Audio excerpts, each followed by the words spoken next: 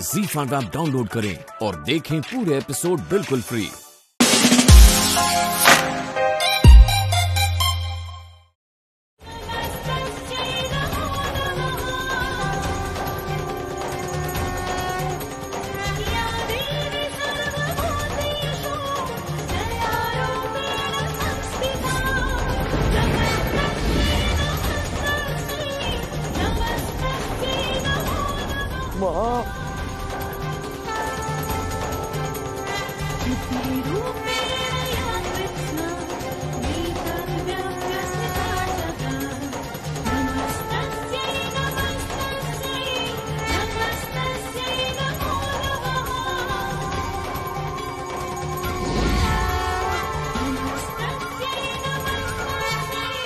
शांत हो जाइए माँ, शांत हो जाइए।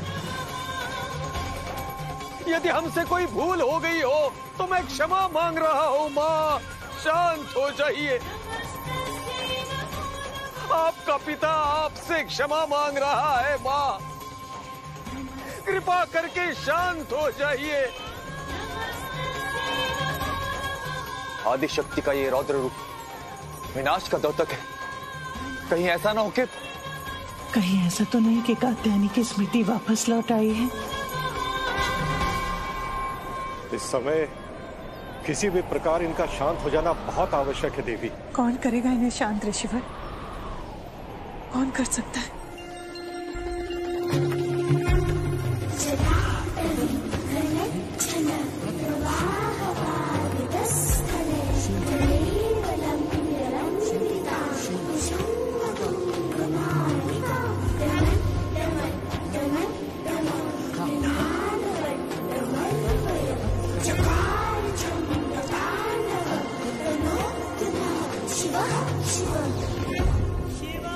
मित्र, ये आपके पिता हैं, पूज्य। अपने क्रोध को शांत करिए मित्र। मेरे लिए आपका ये रूप ना ही असामान्य है और ना ही मैं इनसे अपरिचित हूँ। समय समय पर मैं आपको कई रूपों से परिचित होता रहा हूँ। पिता के लिए आपका ये क्रोध उचित नहीं है मित्र, शांत हो जाइए।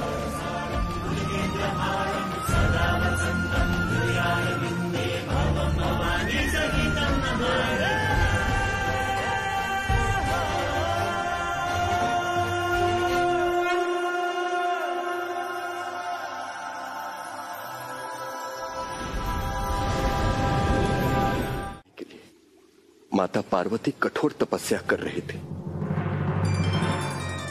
ओम नमः शिवाय, ओम नमः शिवाय, ओम नमः शिवाय, ओम नमः शिवाय, ओम नमः शिवाय।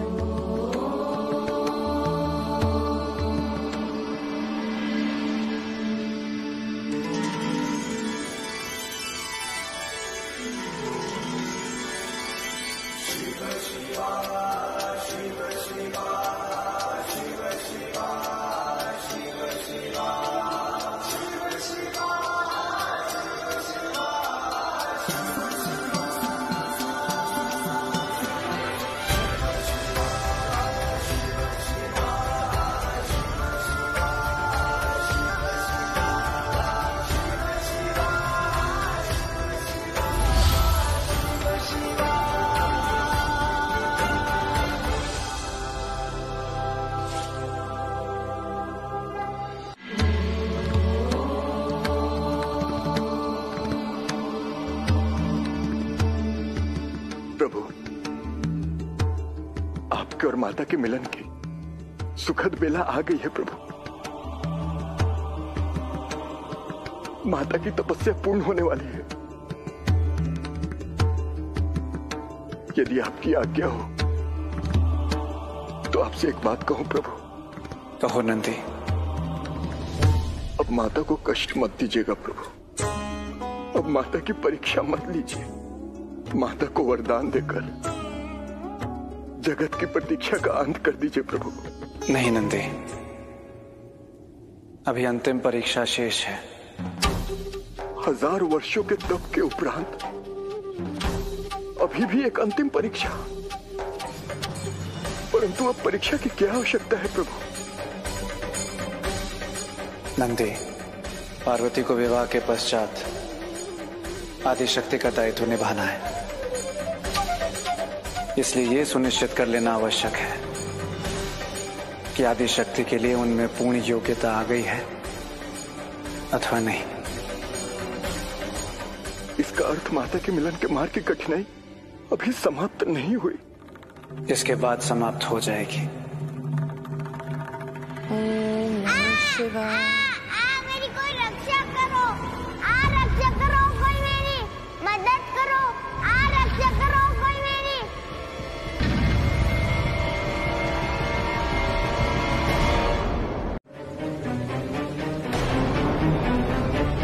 क्या हुआ देवी, मौन हो गई? तप का फल देना बहुत कठिन है, इसलिए जाइए, मुझे इस बालक को अपना आहार बना लेने दीजिए। नहीं ग्राह, आप इसे अपना ग्रास नहीं बनाएंगे। मैं तैयार हूं अपने समस्त तप के फल को आपको देने के लिए। एक बार पुनः विचार कर लीजिए देवी।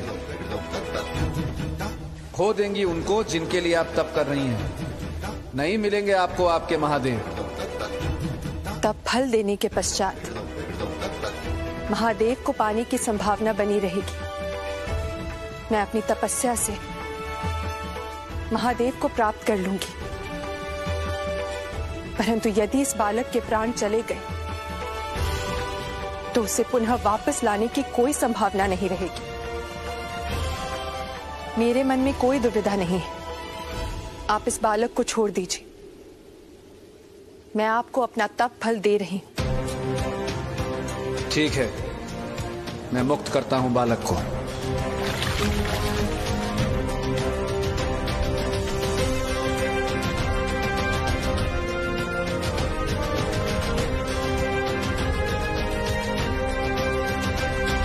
मैं आपको अपना पुण्य तप फल दे रही हूं,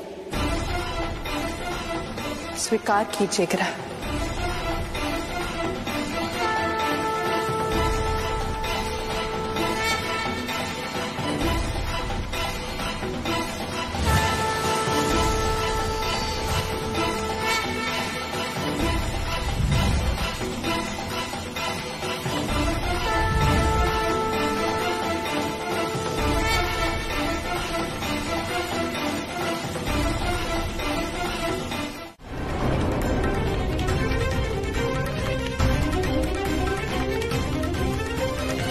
उन्हें तो आपने अपने पास रखा हुआ है ना, अपनी ममता के आंचल से बांधकर।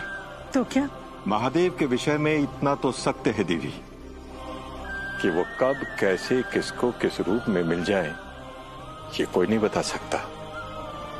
जिस विषय पर हमारा कोई वश ना हो उसके बारे में अत्यधिक चिंतन मनन मत कीजिए। तो ऋषिवर अब कहना। हाँ देवी, इस समय देवी कात्यायनी की स्मृति का लौट आना अत्यंत आवश्यक है। आदिशक्ति के अभाव में समस्त सृष्टि का संचालन और संतुलन बिगड़ता जा रहा है देवी। स्वयं देवी पार्वती भी देवी कात्यायनी के रूप में कितना कष्ट पा रही हैं।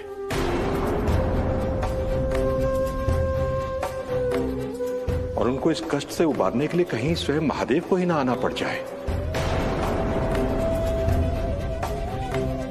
और अपनी उस घटना का भी तो विश्लेषण कीजिए देवी, जो स्वयं आपने मुझे सुनाया था जब आप पहली बार देवी कात्यायनी से मिली थी, कि उनके कष्ट को देखकर आप कितनी कातर, कितनी आर्द्र, कितनी द्रवित हो उठी थी देवी। मैं तुझे अमरनाथ जाने की अनुमति दूंगी, परंतु उससे पहले तुझे मुझे एक वचन देना होगा।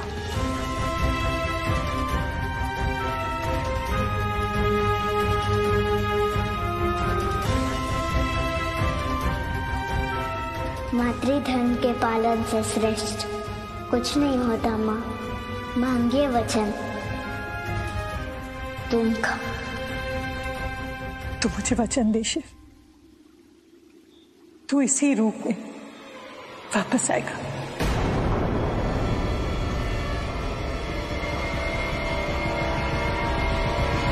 और किसी भी परिस्थिति में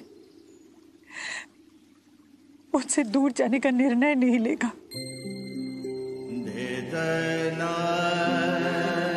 माँ, पशु पक्षी भी एक समय के बाद संध्या समय लौटकर घर ही तो आते हैं। शिव, मैं ईंट पत्थर से बने घर की बात नहीं कर रही हूँ, उस घर में रहने वाली माँ की बात कर रही हूँ। मैं अपनी बात कर रही हूँ, उस माँ के आंचल की बात कर रही हूँ।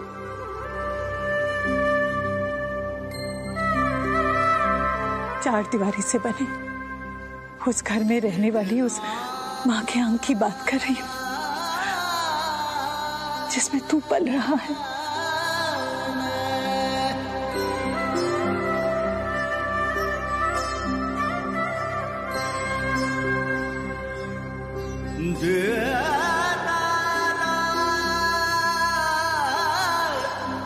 इस वचन की कोई आवश्यकता नहीं है माँ। मेरा घर, मेरा सकल संसार आपका अंग ही तो है। विश्वास कीजिए, आपका पुत्र लौटकर आपके पास ही आएगा माँ।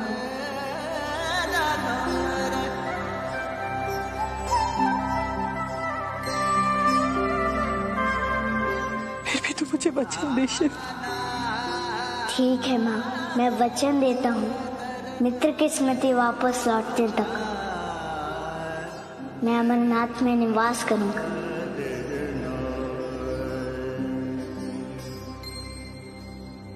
इसके उपरांत इसी रूप में लौट कर आपके अंक में आ जाऊंगा माँ।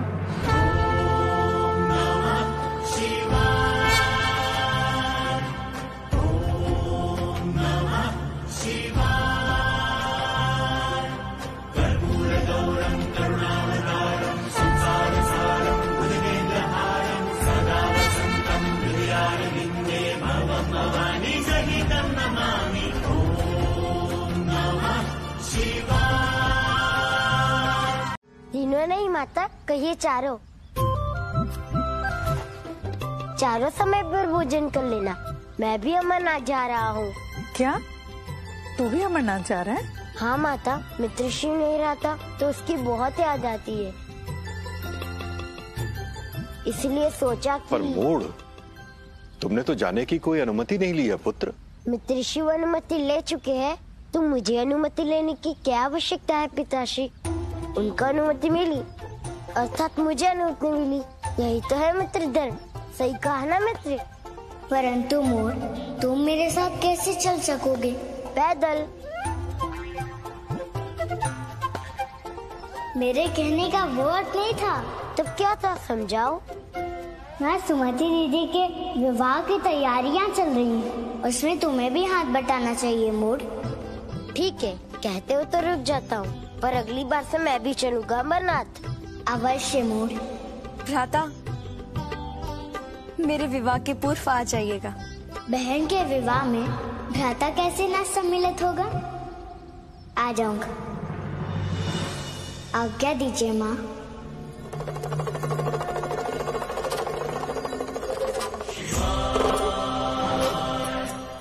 वचन स्मरण रखना शिव। हाँ माँ।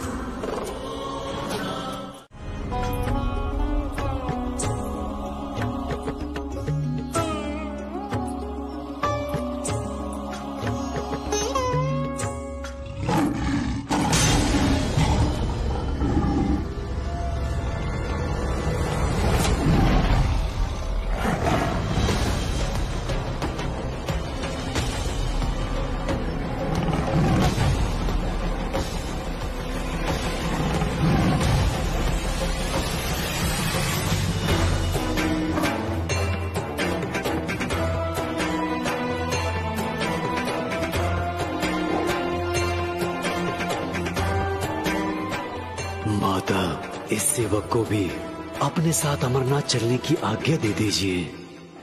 तुम सेवक नहीं हो, मेरे मित्र हो, मेरे रक्षक हो। मेरे प्रहरी हो तुम।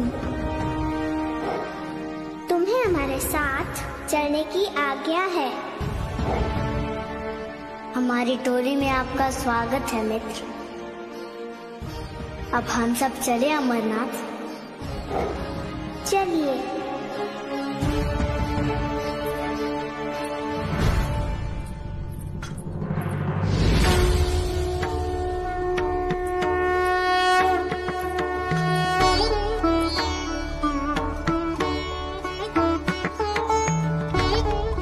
इस सिंह की भी कोई कथा है क्या नंदी जी? हाँ, इनकी भी एक अत्यंत ही रोचक कथा है।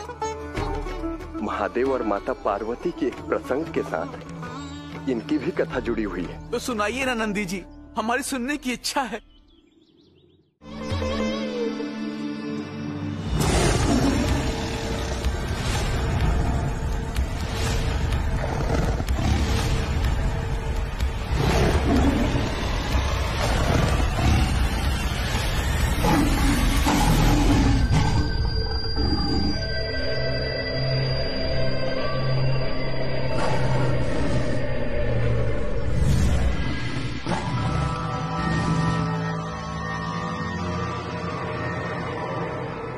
हे व्याघ्र, अच्छा किया तुमने मेरी तपस्या के मध्य मुझे आहार बनाकर मेरी तपस्या भंग नहीं की,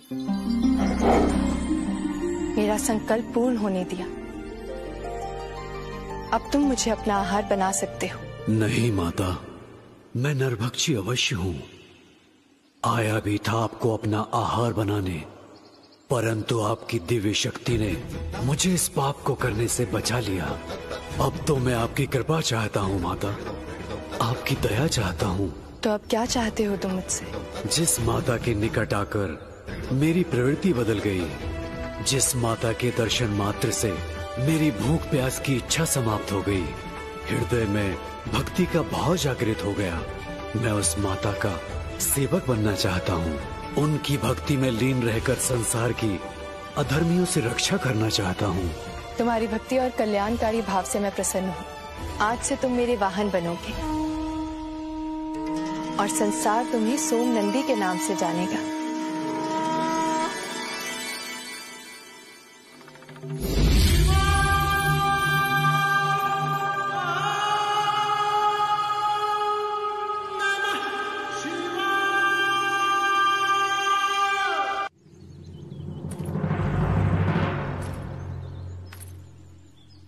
पार्वती, एक नरभक्षी भी तुम्हारी भक्ति का कृपा पात्र बनना चाहता है।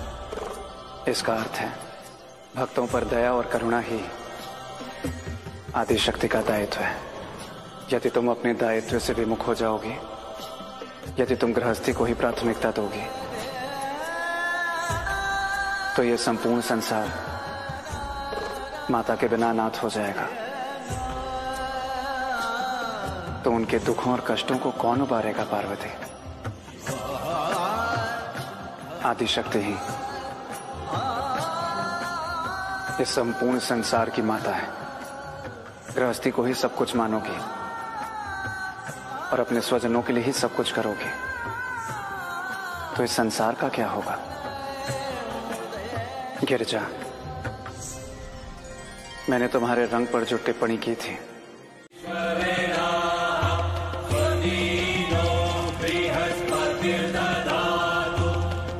एक बार पता चल जाए कि ऋषि कात्यायन कौन सी दैविक शक्तियों के स्वामी हैं, तो मेरे लिए परिणाम के निष्कर्ष पर पहुंचना सहज हो जाएगा। परंतु पता कैसे लगाऊं? हाँ, संदीपन।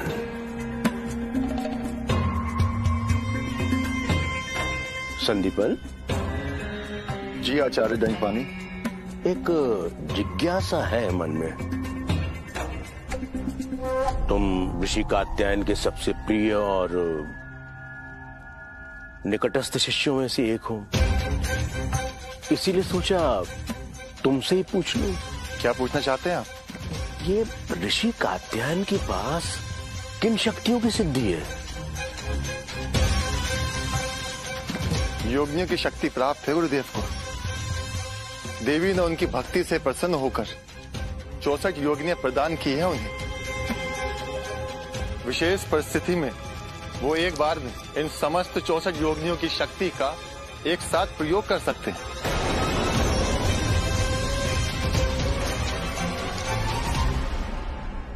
64 योगिनियां अर्थात 64,000 सैनिकों का बल नहीं? सत्य समझा आपने। स्मृति विहीन कात्यायनी को वापस लाने में सक्षम है ये। उसे यहां आने से अब उसे कोई नहीं रोक सकता, वो बाल शिव भी नहीं। और एक बार कात्यायनी यहां आ गई तो उस बाल शिव की पराजय तय है। माता, ये समस्त संसार के लिए हर्ष और सौभाग्य का विषय। प्रभु बाल शिव और माता कात्यायनी अमरनाथ जा रहे हैं। हाँ देवराज, इस शुभ समाचार से हम भी आशान्वित हैं, क्योंकि बाल कात्यायनी के अमरनाथ जाने से उनकी स्मृति वापस लौट आएगी और उनकी शक्तियां भी जागृत हो जाएंगी। हाँ, संसार पर महिषासुर के रूप में आने वाले संकट के संहार के लिए बाल कात्यायनी की स्मृति का वापस लौटना अनिवार्य है।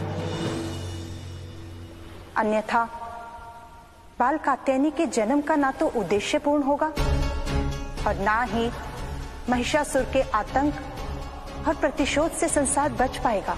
तो माता कात्यायनी की स्मृति नहीं आने की भी आशंका है क्या माता?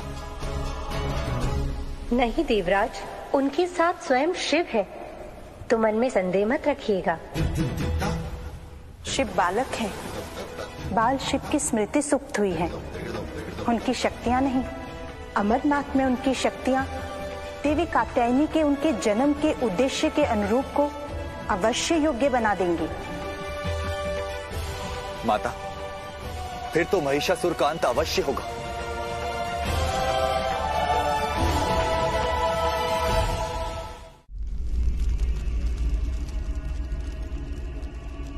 प्रभु, माता तो अभी योग निद्रा में ही है, इनकी योग निद्रा कैसे टूटेगी प्रभु?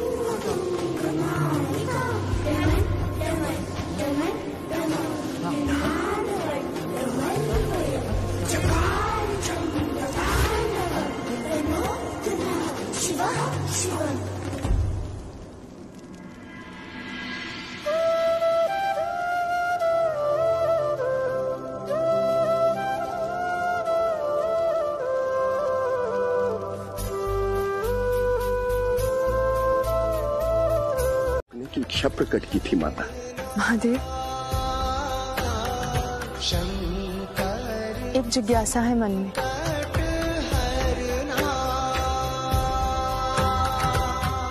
पूछो।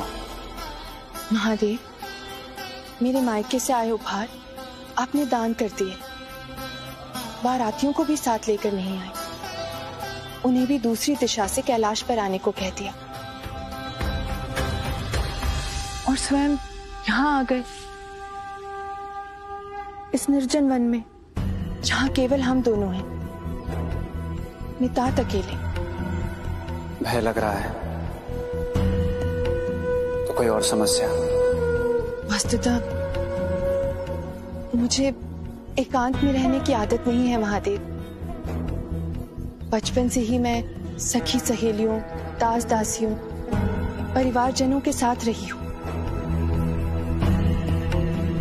ऐसे में कुछ असहज सा अनुभव कर रही हूँ बस। उमा, अब तुम्हें एकांत में रहने की आदत डाल लेनी चाहिए। एकांत की आदत? क्यों महादेव? क्योंकि अब तुम्हें कैलाश में रहना है, और कैलाश में तुम्हें दूर दूर तक केवल एकांत मिलेगा। बहुत ढूंढने पर संभवतः किसी गुफा में कोई ऋषि मुनि तप करते हुए मिल जाएंगे, परंतु हाँ मेरे भक्त, भूत प्रेत गण पिशाच का सानिध्य तुम्हें सदैव मिलेगा। वही तुम्हारे दास दासी होंगे और वही तुम्हारे परिजन। कौन भूत प्रेत? जो आपकी बारात में आए थे? हाँ उमा, वही।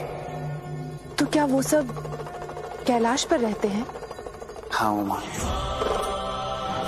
वो सभी समाज से उपेक्षित और बहिष्कृत लोग हैं, जिसे समाज अस्वीकार कर देता है उसे मैं स्वीकार करता हूं। मेरे लिए कोई त्याज्य नहीं है, कोई परित्यक्त नहीं है, और न ही मेरे लिए स्वीकार्यता का कोई मापदंड है।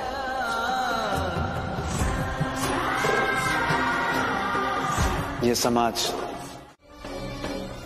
यदि उसने ऐसा कर लिया तो उसे स्वतः परम ब्रह्म का ज्ञान हो जाएगा और वह मेरे श्राप से मुक्त हो जाएगा।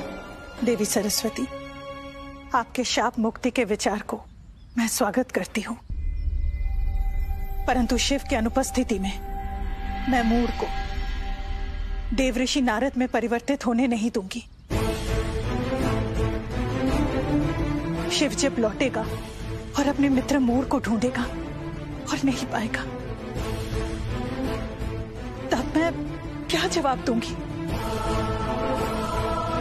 मैं देवी अनुसुईया की इस बात का समर्थन करता हूं, क्योंकि सकल संसार में जो कुछ भी होता है वो महादेव की इच्छा से होता है, और इसलिए मेरे विचार से श्राप मुक्ति का ये पुनित कार्य शिव के समक्ष, शिव की उपस्थिति में हो तो उचित होगा। देवी सरस्वती,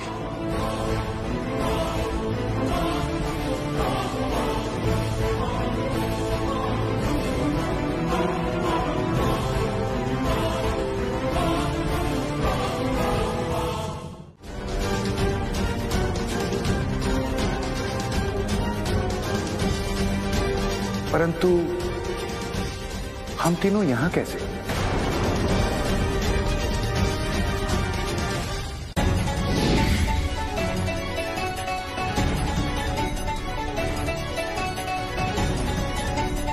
प्रणाम माते। कल्याण हो।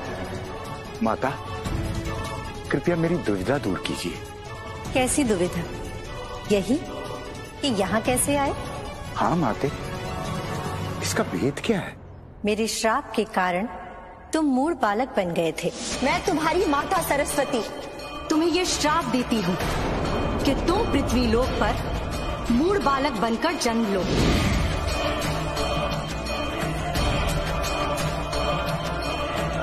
और यहाँ बालक बनकर बाल स्वरूप लिए शिव के मित्र और सती अनुसुईया के पुत्र बनकर बालक त्रिदेव के साथ रह रहे थे। प्रभु शिव मेरे मित्र हैं। कहाँ है प्रभु शिव? कहाँ है? शिव पार्वती के बाल स्वरूप कात्यायनी को अमरनाथ लेकर गए हैं। माता पार्वती ने भी बाल रूप धारण कर लिया और त्रिदेव की भांति उनकी स्मृति का भी लोप हो गया है। उनकी स्मृति वापस लाने के उद्देश्य से ही शिव कात्यायनी को लेकर अमरनाथ गए हैं, किंतु अभी तक उनकी स्मृति वापस नहीं लौटी है और ना ही स्मृति वापस लाने का किसी को कोई सुझाव मिल रहा है। माते, उनके इस स्वरूप में आने का दोषी मैं ही हूं, और मुझसे जो इतना बड़ा पाप हुआ है उसका प्रायश्चित करने का सुअवसर देकर आज आपने मुझ पर बहुत बड़ी दया की है।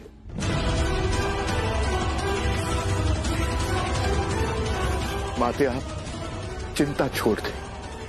माता पार्वती की स्मृति मैं वापस लेकर आऊंगा। उनकी स्मृति वापस लाने का उपाय मेरे पास है।